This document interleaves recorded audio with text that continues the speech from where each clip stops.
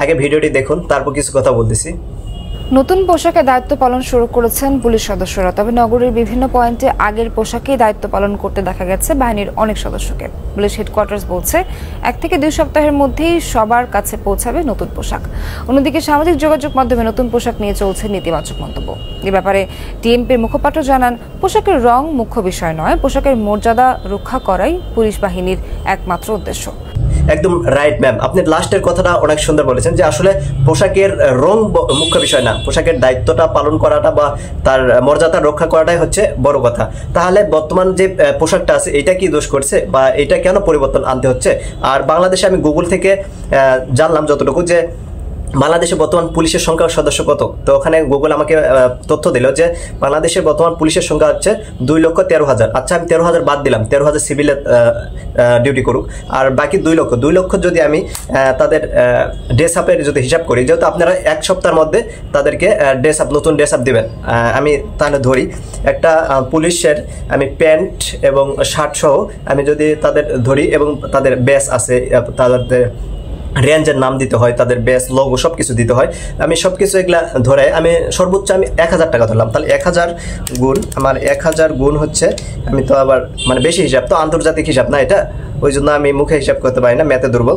তো এখন 1,000 গুণ হচ্ছে 2 লক্ষ, আমি হিসাব করলাম 2 লক্ষ, যে 1,000 গুণ হচ্ছে 1,000 গুণ হচ্ছে আপনার 2 লক্ষ, 2 লক্ষ 5টা জিরো না, হ্যাঁ 5 লক্ষ।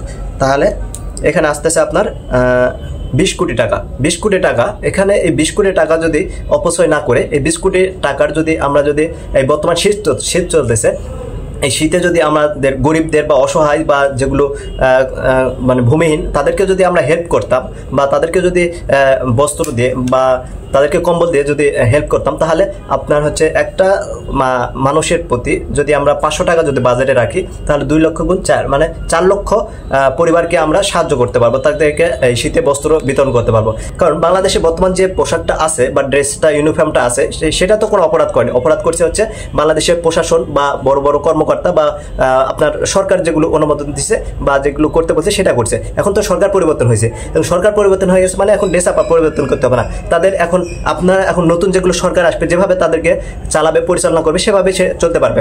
আবার অপরদিকে যে আগামীকাল হচ্ছে 17 নভেম্বর যে প্রধানমন্ত্রীর যে বিচার হবে, বিচার কার্য সে খুনিয়ে অনেকগুলো খুন করছে, সে 1400+ মানুষকে খুন করছে, গুম করছে, আয়নাঘরে রাখছে, সব কিছু করছে। এখন তার রায় হলো যে আন্তর্জাতিক ট্রাইব্যুনাল থেকে যদি ওনাকে ফাঁসির রায় দেয় এবং সে আগে পড়তো শাড়ি, কিন্তু এখন তাকে যদি আমরা তার পোশাকটা যদি আমরা পরিবর্তন করি, যে আগে তার মানসিকতা ছিল সে খুনি, কিন্তু এখন তার শাড়ি পরতে আগে, এখন যদি আমরা পোশাকটা পরিবর্তন করে তাকে যদি বোরকা উপহার দেয়, তাকে যদি হাত মোজা পা মোজা এইগুলো লাগিয়ে দেয়, তাহলে তো সে পরিবর্তন হয়ে যাবে না, তাহলে তো আর তাদেরকে ফাঁসি দিতে হবে না, তাকে তার পোশাক পরিবর্তন করলে মানে সেও পরিবর্তন হলো, তাহলে তাকে মাফ করে দেওয়া হোক, এরকম আমার কথা।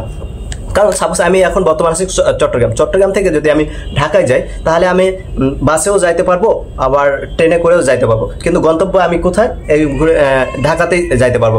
কিন্তু আমি যদি ট্রেনে করে যদি যাই, সাপোজ আমার হচ্ছে আপনার নতুন পোশাকটা হচ্ছে আমি ট্রেনের, আমি যেটা বোঝাতে যাচ্ছি যে নতুন যেটা পোশাক পুলিশের ওইটা হচ্ছে আমি রেলের রাস্তা, আর পুরনো যেটা এটা হচ্ছে বাসের রাস্তা, যেটা বাসে যেটা আমরা জার্নি করি।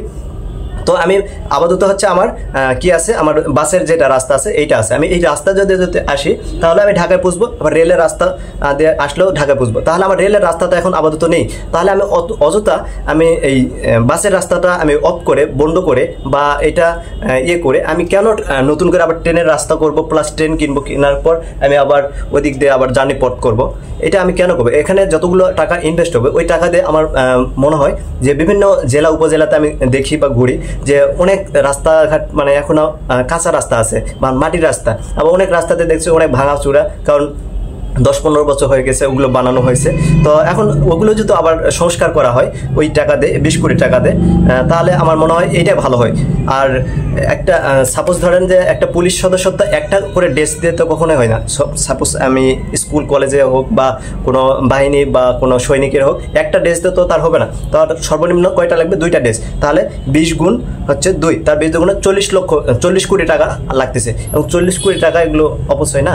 এটা বিষয়টা একটু দেখেন। তাহলে যদি তারা যদি নিজের ইচ্ছাকৃতভাবে যদি সে ওই আলাদা যদি ট্রেনের রাস্তা না করে আপাতত হচ্ছে এই বাসের রাস্তা চলতেছে, এই বাস দিয়ে যদি জার্নি করে যদি ঢাকায় আসতো, বা তারা যদি এখন যদি নিজেকে পরিবর্তন করতো, ড্রেস আপ পরিবর্তন না করে নিজেকে পরিবর্তন করতো, নিজের মধ্যে যদি সততা ন্যায়পরায়ণতা আনতো, তাহলে তো আর এতগুলো টাকা ইনভেস্ট হতো না বা ক্ষতি হতো না। এটা বিষয়টা কেমন হয়? এটা তো এই বিষয়টা একটু আপনাদের ভাবা উচিত যে এই বিষয়টা কেমন হয়।